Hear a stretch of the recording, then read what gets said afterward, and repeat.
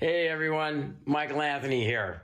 Van Halen, Chickenfoot, Sammy in the Circle. But anyway, you're listening to the only podcast that is dedicated to breaking down the entire Van Halen catalog one track at a time. And the podcast will rock. Ow! Hello, baby!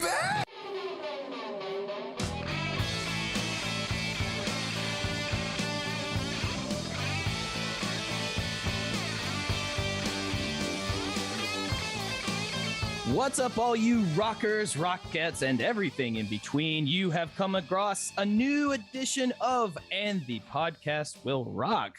That's right. We are the show that dives into the discography and the catalog of one of the greatest rock and roll bands of all time, Van Halen, the mighty Van Halen. And I am one of your co-hosts, Mark Meyer. With me, as always, Corey Morissette. But if Corey sounds a little funny, he's feeling a bit under the weather, but he's still a trooper, and so he still wants to do the show. And there is no rest for the not weary, not wicked. Just there's no rest for the Van Halen fan. We keep going, we keep rocking. Corey, thank you for keeping on rocking here. Of course, it wasn't even a consideration. I got to be here and rock out with my brethren and listen to a little Van Halen. I got my Barry White voice going on. Can't get enough of your love, babe. So I'm going to sound super sexy for all the ladies here tonight. But there's a very good chance that either I'm going to pass out or my voice is going to give out. So I brought in a ringer. And normally we give this guy grief, but I got to give him full props. He's my broadcasting partner over at Backtracks. He's John Mariano, and he generously decided to sit in with us here tonight just in case I can't fulfill my end of the bargain here tonight. Johnny's going to pick up the slack. How you doing tonight, John? Hi, Corey. Hi, Mark. I can't wait. Like, I love recording. I'm very thankful that Mark's here, the guest on the show with us. Like, there's nothing better I like doing than talking Aerosmith with everybody. And, Corey and I do our show, but, Backtracks Aerosmith Revisited. And it's so great that Mark is joining the show. Mark, thanks for joining tonight. Oh, yes. I love being a guest on my own show. It's great.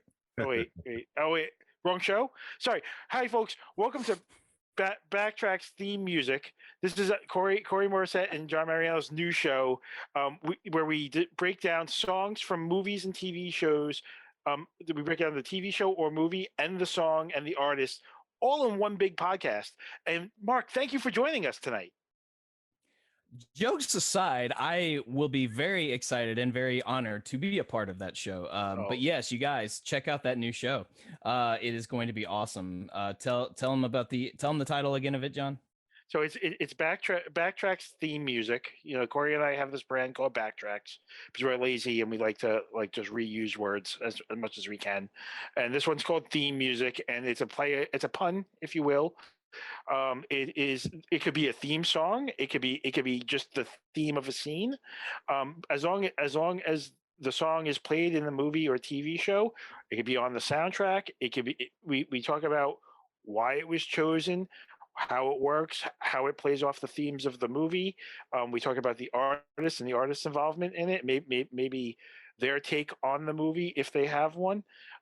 So it's blending two things that we love and something that Corey, Mark, and myself have bonded over the last few years on both music and movies. I feel weird because it's like music and movies and TV shows. Like, I'm just gonna say music and movies, and you can assume TV too. Yeah, it's all good. It's all the same. Relatively speaking, this podcast sounds like one that I would have loved at any age whatsoever. So I know I'm gonna love it now that it's finally here. So be on the lookout for Backtracks theme music, you guys, on the Deep Dive Podcasting Network. I have one bit of business before we get started talking about Van Halen, which I am very excited to be talking about with you guys tonight. Well, by all means. But my little bit of business, Mark, is consider this an open invitation for either show, but specifically for the theme music, because I know how passionate you are about it, that, Corey and I will just drop in a chat, hey, we're recording tonight, and you want to come in any night you want, discussing any, like, the rules, any song from, like, you could pick the theme song to Frasier, and you can force me to talk about Frasier for a half hour if you want. And I will. And you would, yes. Oh, I wouldn't do that to you. I would go with Cheers just for you, Johnny. But I would be perfectly fine, and I would take my Frasier bias out of it and talk about the great writing over 9 seasons of that show and be fine with it. Yeah, there you go. But it's all about the music. It's all about the tunes, and yes, two things very much we're passionate about: movies, film, television, of course, but all that blended together, and music, and the music that helps make it all go round. Speaking of round and round, you guys, last week we did a poll, as we always do, about the song "Without You," and since Corey is usually our poll guy on Twitter, the poll for Without You, last week's episode, an amazing, astounding 70-30 split percentage. 70% of That's What Dreams Are Made Of, and 30% The Dream Is Over. Honestly, was kind of thinking it would go a little bit more sort of halfway, but 70-30 is not bad. I know we enjoyed Without You, so I'm assuming it looks like that the general audience agrees with us. And since we're on it, let's take a look at some of the tweets and the comments. Going down the list here. From the Deep Purple podcast, fellow podcasters on the Deep Dive Network, very solid rocker off of 3, Van Halen 3. Yeah, got to agree. This is the one that, if you listened to the show last week, this is the one that kind of gave me hope, gave me optimism, because so far the tracks we've landed on Van Halen 3, not too hopeful, but this one was pretty much a banger. From Gene Hickey, great tune. One of the highlights on the album for sure. A different producer, some more time playing together before recording. Oh, what could have been for this version of the band. Completely agree. Corey, I think I can speak for you when I say also completely agree. You can give me a yes or a no. Absolutely. There it is. Let's see here. From Mark Fuller. This song always reminds me of the moment I heard what Van Halen with Sharon sounds like after 18 months of waiting. Yeah, I can imagine that if this is your introduction to Gary Sharon singing for Van Halen, you'd be hopeful too. I know I would have been, and then maybe I wouldn't have been so down on the rest of the album. I don't know, but hindsight is 2020, isn't it? From Steve Harold, it's the best song on that album, indeed. Our good buddy Tom Armbruster. I'm sorry if I mispronounced that. Tom, he's the official friend of the show, by the way. Tom. He is. There it is. It's in the name too. Friend of the show, Tom. He says, I got goosebumps when the chorus kicked in. And if Hagar era Van Halen taught us anything, it's that if it moves you, it's a winner. Agree that a different producer might have made things sound better. Yes. See, this is good. It's good to know that Corey and I, our critique wasn't so far off the mark. You know what I mean? It's good to see that everyone else is sort of having this sort of same revelation. From Jonathan P. Todd. This is, to me, this is Van Extreme. EVH trying to write a funk/extreme tune. Love the song and bummed you cut the live version short. There is an awesome nod to the Beatles at the end. I did not know that. I'm sorry we cut it short, but it was a long episode and we were rocking and things happen. Sorry, Jonathan, but Mark, let me cut in and pull the curtain back. Because okay, go ahead, John. Sometimes you don't pull back the curtain enough and you skirt around the issue. Just so people know, sometimes these things run a little long and we drink a lot of water during them and you really got to pee. So sometimes you miss a great tune or a great nod on a live track because nature's calling. And when nature calls, you answer. You don't put up a fight. You don't ignore it. You go. And, frankly, I know what you're thinking. Couldn't you guys have just edited it out? You going to the bathroom and went back to the song? Like, well, maybe. But our editor/producer/podcaster just doesn't have that kind of time. It's fine. Like we try to make his we try to make your job easy. He's also expensive.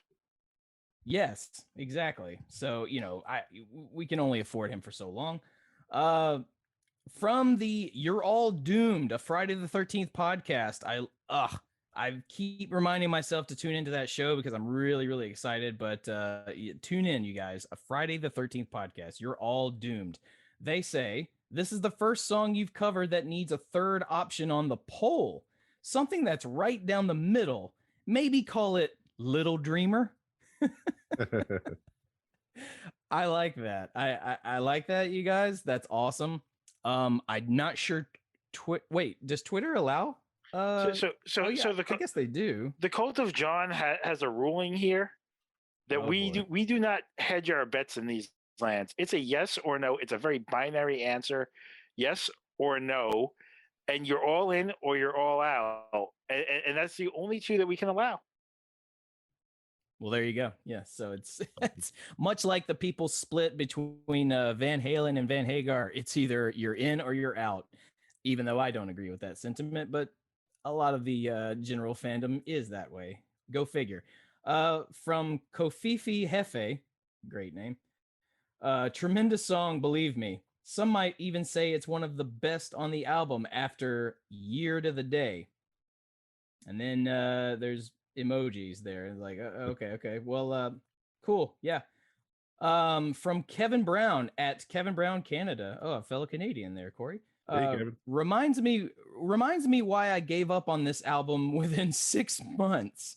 Sounds like a quickly discarded demo from 5150, recorded hurriedly in a tin can by a Van Halen tribute act whose singer kinda sorta sounds like Sammy Hagar. Horrendous production that completely outweighs any minor plus V. I'm sorry, I don't know what that is, but he continues. Should say too that I don't hate the song itself. It's just undercooked and feels so far back of their best work. Well, you're not entirely wrong. The production quality, again, as we said, it's not my favorite. I wish it had been better, but it didn't kill the song for me entirely. So, oh, and Kevin also says, just listen to the live version. First off, 1,000 times better than the studio cut. Second, Gary actually sounds more like DRL or DLR, David Lee Roth. Wild. Well, I don't know if it's a good thing or a meh thing if he's sounding more like David Lee Roth in that instance, because it's a good as thing. you all well as you all well know, I like David Lee Roth. I love David Lee Roth. Do not get that twisted. I just find Sammy to be the better singer. That's all. That's all I'm gonna say. Mark. And Mark. Yes. Mark. Yes. I know you and I have our differences, and I will never question how astute you are of a singer and understanding the technical parts of singing, right? 100%. There is a charisma about Diamond Dave that surpasses technical talent. That I think that you are not giving enough credit to. It's like, it's one thing to be able to hit every note. It's another thing. Sammy Hagar is technically a better singer. David Lee Roth is jazz, and you cannot you cannot understand or measure his improv and what he brings to the table on a technical level, because it's not that. It's art. He's definitely the more charismatic of the two. I'll give you that. I will. But I'm going never beyond that. I'm saying the parts of his art you can't measure from a technical singing. Like, there's so much that you can measure from technical, but because he's doing jazz, right? And he is very much doing jazz, you know, even though he's doing rock. So there's parts of his improv within a song that can't be measured on the same level that you can measure a technical singer. Yeah, perhaps. Yeah. That would warrant further discussion, but I like where your head's at with that. That's a very good analogy. Good on you there, John. And that is those are the tweets from the poll. So yeah, once again, without you, 70-30, 70% of you agreed with us that is what dreams are made of.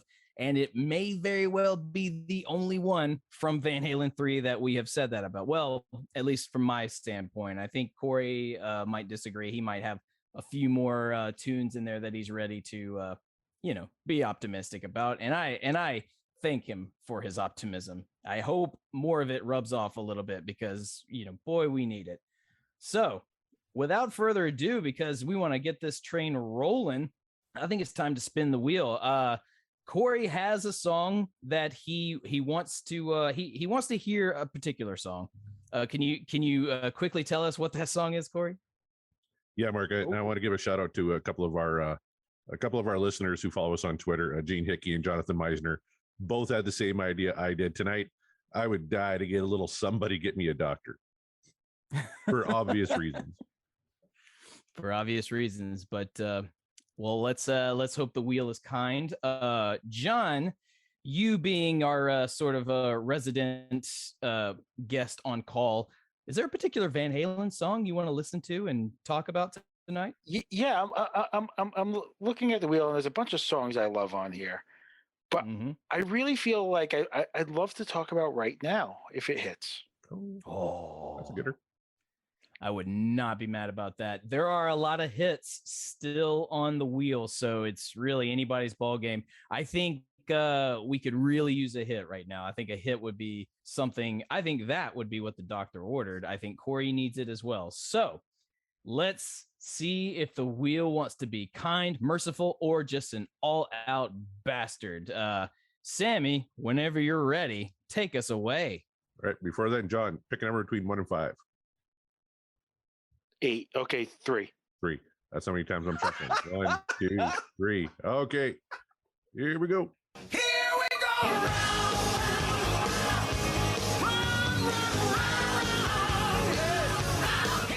All right. Oh, this is a good one, boys. Drop Dead Legs from Drop Dead 1984. Legs. That's fantastic. Vintage Van Halen. Gotta love it. You wanted a hit. I don't know. This one wasn't really a hit, but anything off 1984 is an absolute bona fide Van Halen classic. And yeah, as far as I'm concerned, they're all bangers. So this is a win. This is a win tonight. And we Johnny, needed, what are your we needed a thoughts? break from Van Halen 3. There you go. So 1984 is on shuffle on my playlist that plays in my car all the time. Drop Dead Legs is always a favorite when it hits. It was on my mixtapes as a kid. It was on my mix CDs. It has been in heavy rotation since I've owned this album. We're in for a good one tonight, folks. Yeah, a lot of people have been waiting for Drop Dead Legs. Like I said, not one of the big hits, but the deep cut Van Halen fans love this. It's the fan favorite. This is one. Yeah, I too have seen this on Twitter and all of our social medias. People are wondering when we get to this, and the ones that I respond to, I go, well, whenever the wheel decides to give it to us. So to put it in perspective, Corey and I do that Aerosmith show, and we're putting together the ultimate Aerosmith mixtape. If we were doing that for Van Halen, Corey would have to fight me tooth and nail to take this song off the new mixtape if he wanted it off. That's my feelings on it. I don't think he would fight you too hard for that. I don't know. I could be wrong. I dig this whole album. It's for all you vinyl fans out there. This is the 5th cut off of 1984, right after Top Jimmy, and before you flip the side and get a little hot for teacher with track number 6. But 1984 is considered an all-around rock classic album. Of course, it went diamond, one of their biggest selling albums. It was the album that got me into Van Halen, produced by Ted Templeman, released way back January 9th, 1984, recorded at 5150. The last album featuring David Lee Roth until A Different Kind of Truth. And I can't wait. What do you say, boys? Should we spin a little Drop Dead Legs? We got to do it. Let's hear it.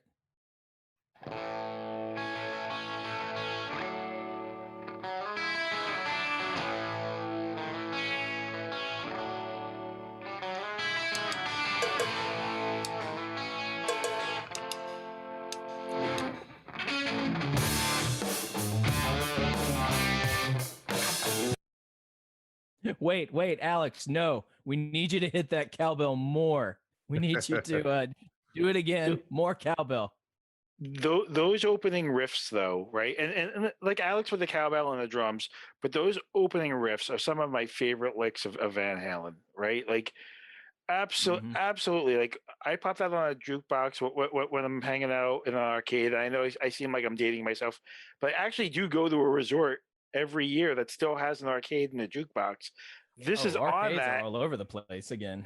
And when I go there in August, one of the first songs I inevitably play on the jukebox to kick off my vacation week is Drop Dead Legs, and it kind of sets the mood for the week. That's a good choice. Good call. The local watering hole I visit has a jukebox accessible to anybody. It's all digital. I can do it on the app. So there are times where I just get on that app and I just play an hour of whatever the hell I want.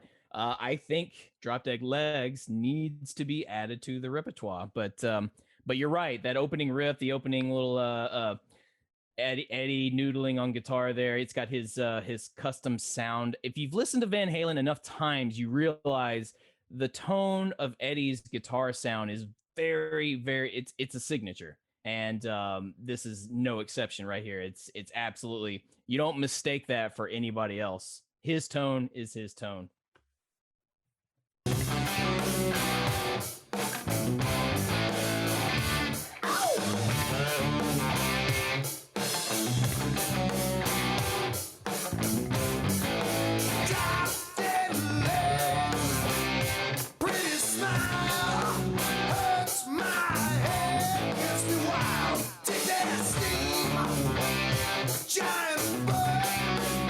Giant butt. Dig that steam and giant butt. Is the steam coming from the giant butt, though? Because if so, that could be bad. Depends how big the butt is, I suppose. Yeah, that's true. You know, like this is really what we would call an all cylinder song. You know, the way the band is grooving, and Diamond Dave, and this was kind of my point about him being more jazz and artist. The flourishes he's throwing in here complement the guitar and what the band is doing in general. And then even the stank he's putting on the ends of his lines give this a sexiness to the song that has no business being. And because the lyrics, like you guys were just kind of like picking on the lyrics a little bit, fairly enough, but it's the stank and the drawl that Diamond Dave is putting on there that's giving it that little sexiness and complimenting the guitar. Now, John, are you getting a little bit of an Aerosmith vibe? Like not necessarily from the production or anything, but just kind of the groove? Getting a little bit of an Aerosmith vibe? You mentioned stank. That's kind of our go-to word on the Aerosmith show. Yeah, you know, but I always go in between, like, am I getting an Aerosmith vibe from Van Halen, or am I getting a Van Halen vibe from Aerosmith? They're both pretty much the same era, man, and it's not like I don't feel like one influenced the other that much. No, but they were both influenced by bands like Zeppelin and other. But they do their own. Like I think they both have equal parts sexiness, and you can see a lot of comparisons. The further Corey and I have gone down that Aerosmith rabbit hole, and we've talked about it on our own show, like the comparisons to Van Halen, and it sounds crazy because Joe Perry versus Eddie is a non-starter, right? Oh, like absolute non-starter. We love you, Joe, but yeah, no, it's true. But when you compare the lead singers, and I will include both Sammy and Diamond Dave and Steven Tyler, there is something that they bring to the table that I feel like I've said it to Corey. I feel like the best parts of Sammy and the best parts of Diamond Dave are Steven Tyler, but that doesn't take away from them individually being great, right? Sure, yeah. But what Diamond Dave is doing here, the stank that Corey's alluding to, Steven Tyler on the best Aerosmith tracks does, and Diamond Dave does it effortlessly. I'm just I think we kick back into the track and enjoy some more, guys. We should. Makes me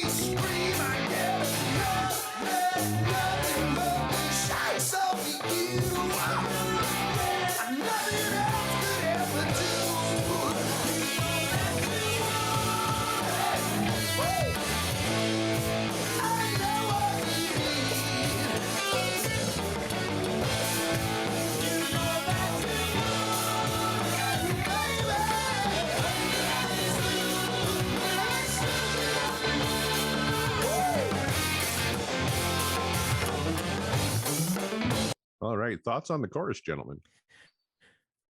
Just can't get over that high harmony by Michael. He's just always comes in clutch with that high. You want a high harmony, get Mike in here. But it's something to me with a lesser voice with not Michael, I think could fall very flat very easily. Yes. And Michael coming in high there builds the song, because the song's building there in so many ways. Mm-hmm. And when Michael comes in, it's one of my favorite parts of the song when Michael comes in, and it's so underrated because there's so much more going on. But without, like, if that comes in flat, it deadens the song right there. Yeah, it completely just flattens it out entirely, and you're just like, do I even want to continue? Like, I'm not amped anymore. And we're at a point in the song where it's building, and we can feel it building, and it's building and building and building. And when Michael comes in, it helps to take leaps and bounds in that build. And I just wanted to bring some focus on that because it's an important part of the song. It is. Absolutely. Corey, you have any short words for the chorus? Yeah.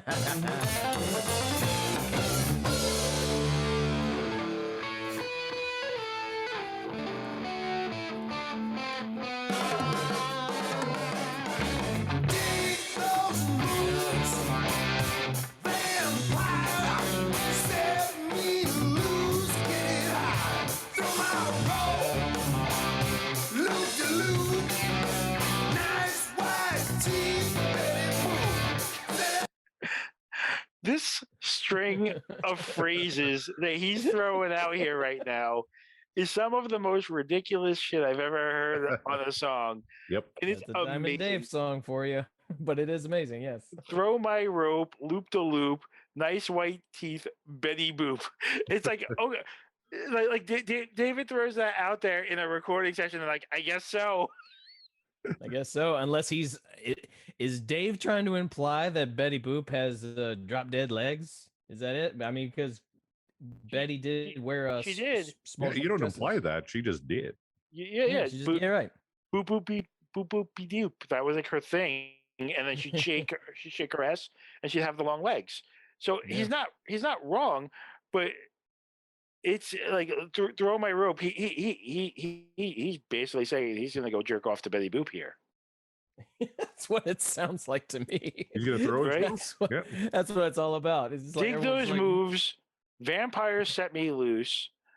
Get it higher. Throw my rope. Loop to loop. Right. So that's his dick. Nice white teeth. Betty Boop. So he's modest as well. Yeah, he's going to get laid. He's very much. This is him going to get either some head, going to get laid, but very much things are going on here. And Diamond Dave is very directly talking about it with random phrases. Perhaps he's also maybe he's implying not Betty Boop like literally, but maybe a woman that looks like Betty Boop.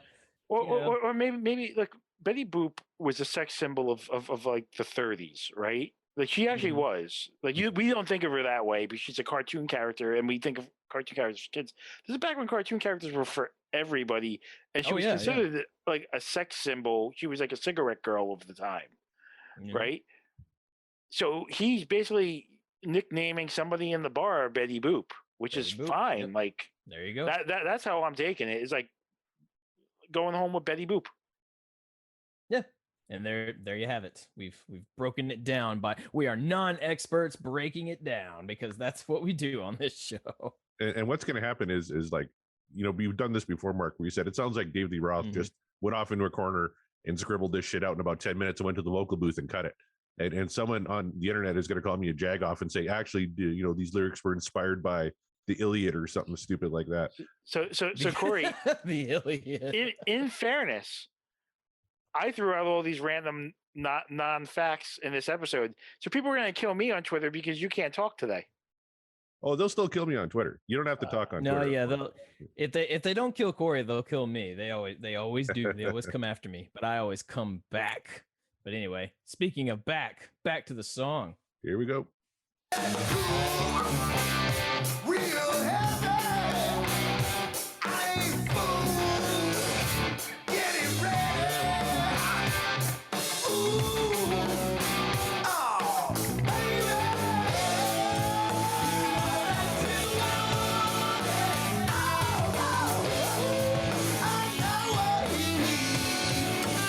Is this album the best that the David Lee Roth era sounded? Maybe up until A Different Kind of Truth, which also sounded pretty cool, but like the other albums in this era were all really great and sound great, but man, they're fucking on fire here. And like Ted Templeman, the production on this thing sounds amazing. It's hard for me to argue against it, although my heart wants to say I think Van Halen 2. That's where I was going to go, Mark. But but that could also that could be my personal bias because I just really, really love Van Halen 2. But I don't know, man. You might have a viable argument on that one, Corey. I will say song for song, I'll take Van Halen 2 over 84, even though I owned 84 first. Production wise, look, Corey might have a point. Like production wise, this might be the crispest and best Diamond Dave has sounded, but it's hard for me to put this over the songs on 2 just because I love them so much more. Oh yeah, and I wasn't trying. Yeah, quality wise, I wasn't trying to compare. I would probably lean towards Van Halen 2 as well myself, but just production wise, I would hope if you can listen to this episode or listen to this song after the fact with headphones on, because you really get the full effect of the production of this song. It's the anti Without You, in that the production really helps this song just kick major ass. And now I'm stuck in this realm of indecision because now that I'm thinking about it, I don't know if I choose Van Halen 2 over 84. I don't know. Okay, I don't know because like they're both so damn good. Mark, it's a binary poll. You got to pick one. You're right. It's binary. We'll just say Little Dreamer, and then we'll go back to the song.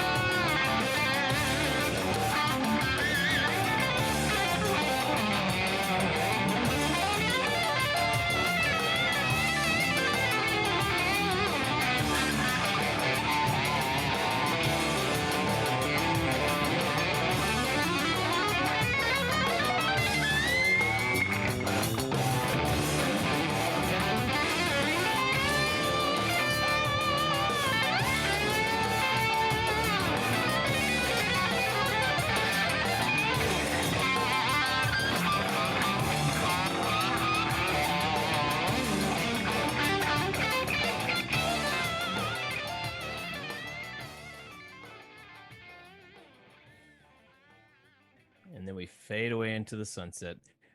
I'm going to say something to you, Corey. Often we have talked about guitar solos, and you like to bring up the example of the guitarist for Living Color. Right. in Cult of Personality. In that he has two solos, two really long solos, where the man and I apologize, I'm blanking on his name right now. Vernon Reed. Thank you. He is all over the place in both of those solos, so much so, and to you go, he's not playing the solos for the song. He's more like playing the solos for the sake of playing as many notes as he possibly can. And I said, I agree with that statement, though I admittedly I think the solos work just for me personally. But yeah, no, I get what you mean.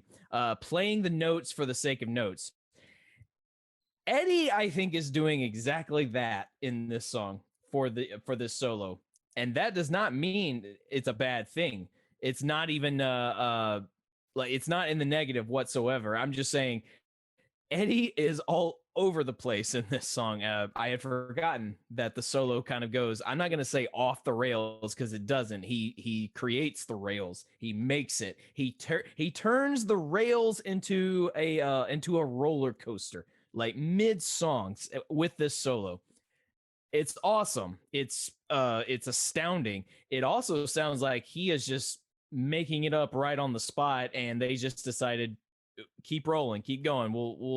We're just gonna keep using it, because there was one at one point it sounded like the solo that he ran out of neck space, and he was like, oh shit, and then he had to like correct himself real quick, and he came in and did something a little bit different, and then did a phrase where it was even more different, and just all over the place. That but I use that example of the Living Color, the Cult of Personality solos, because this song, the solo in this song sounded very much reminiscent of that in my ears. Am I crazy, or do you hear it?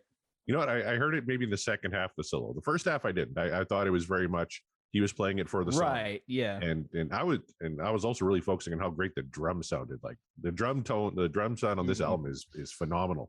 But he was in the pocket, he was in the groove, and then you heard him playing his own rhythm, and he was kind of laying on top of that, and that was all good. And then there came a point probably halfway through the solo where it started to get quite notey, right? And kind of all over the place. So I do see your point in the second half of the solo, maybe not so much in the first. What do you think, John? So to agree with both Mark and Corey, and kind of put a pin in this whole thing, I feel like it starts off with seemingly is going to be a very elementary Eddie solo, right? Yeah. To Corey's point, like it blends in and matches the song. Eddie very artfully, kind of like a hammer, like he just noodles his way through, like, this is what the song sounds like, this is what the guitar solo for the song would sound like, and it's like it's almost like you get on the roller coaster and it's ticking up at that point, and you're like, all right, well, it's Eddie, but it's very elementary Eddie. And then all of a sudden you take that first drop and Eddie just goes off on a tangent, and you are on the ride with him all the way to the outro. And it is so beautifully done. This is why this is one of my favorite eras. Sorry, I misspoke. One of my favorite Van Halen songs. I almost forgot which podcast I was on, but the reality is, it has all the elements. From Michael hitting those high notes, to the cowbell, to the drums, to the guitar, to Diamond Dave doing his damnedest during this whole thing, to the batshit crazy lyrics. This song has it all. And if you want to sit there and go to somebody, this is why I love Van Halen, this to me is one of those songs that you share with them. Would it surprise you guys to know that they played this song out of all the 1984 songs? They played this song live the least, and kind of by a lot. They only played this song live 41 times, according to setlist.fm.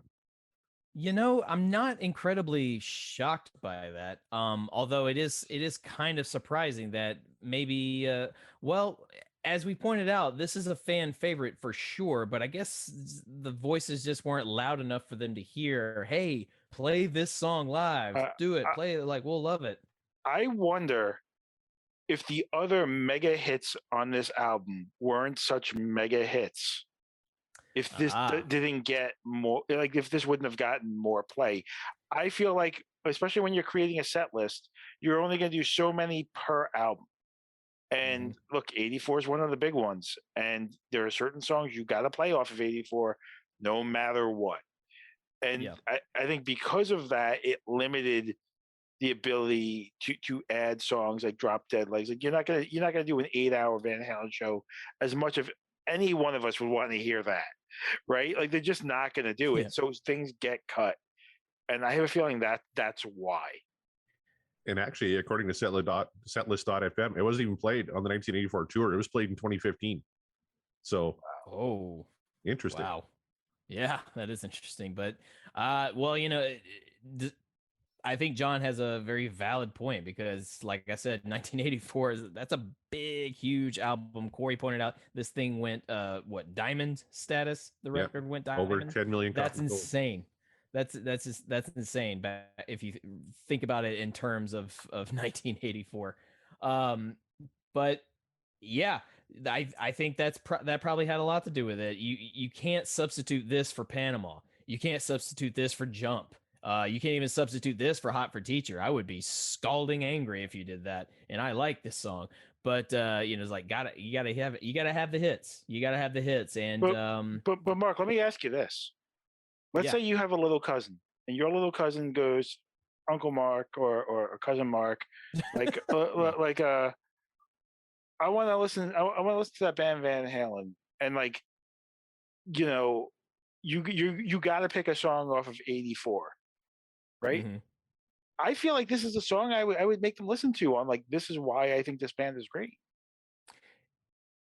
Of all the songs on this album, and little cousin says, "Hey, I want to listen to that band Van Halen that I'm not familiar with." You would play this song as the starter? I feel like I would, because the other songs I love, like look, I love Jump, right? But to me, the keyboards are less of the Van Halen sound to me than that. I actually like this guitar solo more than I like Panama's guitar solo, right? And that's not a knock on Panama. I love Panama. It's catchy as hell. Right. But there are things in this song that I think are closer to, like, you and I both love Van Halen too. This song to me feels like it really might belong on that album. I could hear that. I think I would show my little cousin Hot for Teacher. Honestly, it's like, if you want the full effect of Van Halen, here you go. You're a pervert, Mark. Well, I mean, that was never in question, but. After all of that, raved review, I think we can safely assume, but I don't want to assume anything. So I'm just going to go ahead and ask, John, since you're here as our guest, as it were, is Drop Dead Legs what dreams are made of, or is it time for the dream to be over? I'm going to say the dream should be over, so that way I could just keep it for myself. So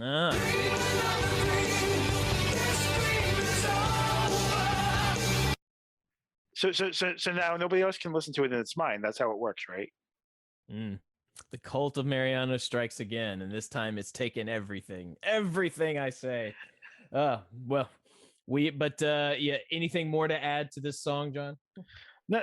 Look, it to me is a standout. Like, it might sound like I'm going over the top on it, and I'm not. Like, it is truly one of my favorites, and I'm really happy we pulled it while I was here, because look, if you don't love this song, I don't know why you're listening to this podcast. So I'm going to go out on a limb, and John actually meant to do this.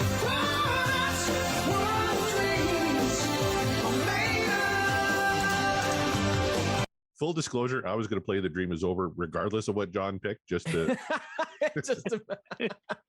That sounds about right. That's on brand. Corey, if you're up to it, can you let the people know, did you find Drop Dead Legs The Dream Is Over, or is this what dreams are made of? Like, I got a little bit of strength left in my clicking finger. Let's see what I got.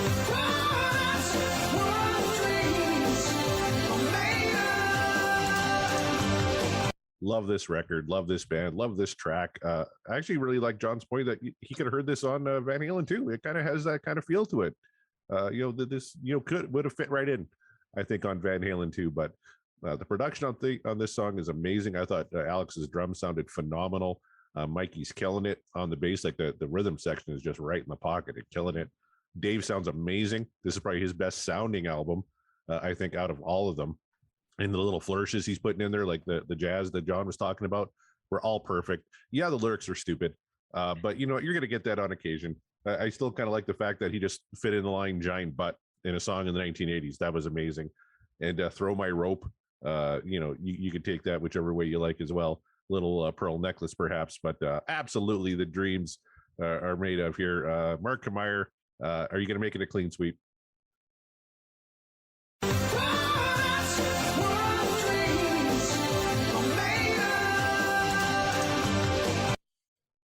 Just call me Custodian Kameyer because I'm sweeping it all. Yes, clean sweep.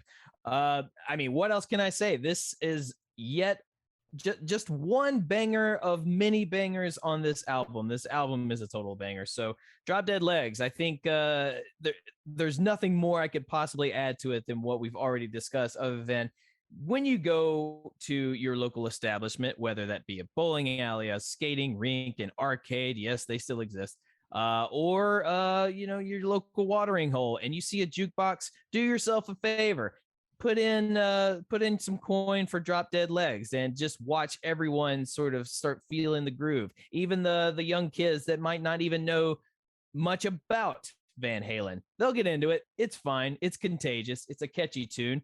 The solo is a little bit, I mean, the solo is great. Don't get me wrong. It's great. But there are a couple of times where I'm going, okay, Eddie, you've got nothing to prove here. What are you doing? It's fine. We don't need all the notes. But hey, it's Eddie Van Halen. What are you going to do? I'm not mad about it. I'm just going, okay, it's fine. But yeah, though, this is a great catchy tune. This is kind of the one you want to hear.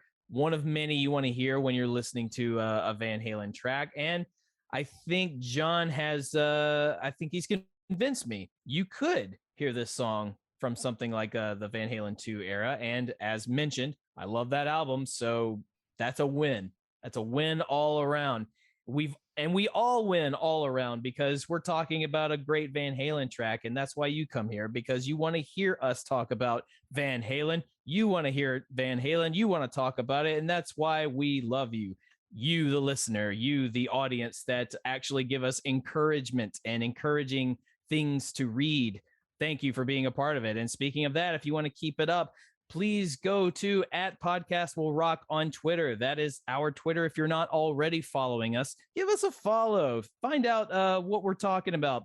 Find the other podcasts in our network of podcasts, the Deep Dive Podcasting Network, where we've got all sorts of shows that talk about all your favorite rock bands from days past or days present.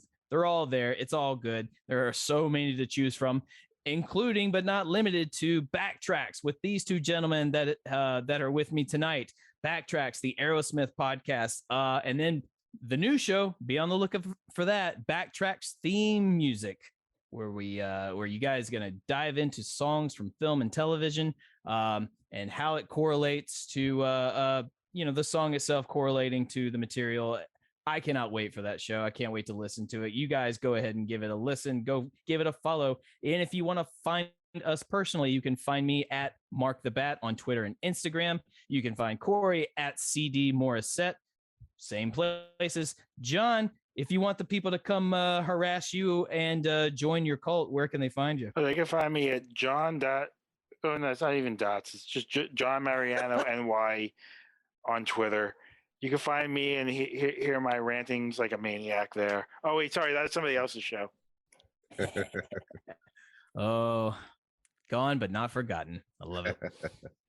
But that's it, guys. That's the show. On behalf of Corey and John, myself, thank you for joining us, for listening to another outstanding track of one of the greatest rock and roll bands of all time, Van Halen. We are, and the podcast will rock. And we will rock you later.